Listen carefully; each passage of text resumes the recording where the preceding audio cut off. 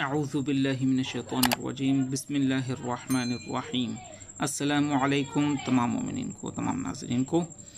आज हम सबक पढ़ने वाले हैं वो है यसल कुरान के 27वें सबक का चौथा हिस्सा।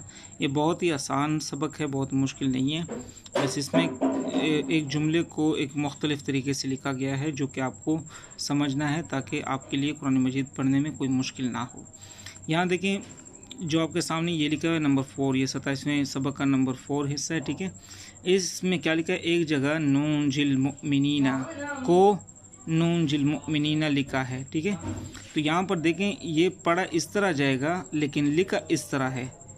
यहाँ पर देखें नून साकिन है, नून साकिन को नून के साथ मिलाएंगे नून, लेकिन यहाँ पर जो लिखा हुआ है कुरान मजीद में जिस तरह लिखा हुआ है वो इस तरह लिखा हुआ है कि ये जो नून है ये पूरा छोटा सा पूरा नून लिखा हुआ है, उसके ऊपर वो क्या कहते हैं जज़म लगाया है, साकिन लगाया है।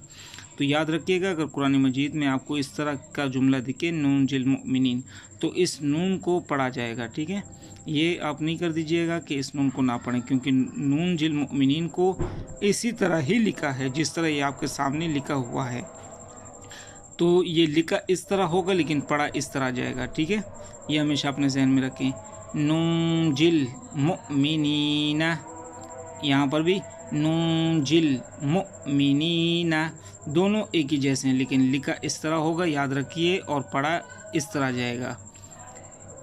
उम्मीद है आप लोगों को ये समझ में आ गया होगा। अगर समझ में नहीं आया तो नीचे मेरा नंबर दिया गया है स्क्रीन पर, आप व्हाट्सएप पर भी रब्ता कर सकते हैं और कमेंट बॉक्स में भी हमसे रब्ता कर सकते हैं, हमसे सवाल पूछ सकते हैं। अपना ख्याल रखिएगा, दुआ में याद रखिएगा। इल्तिमास दुआ। अल्लाह हाफिज़।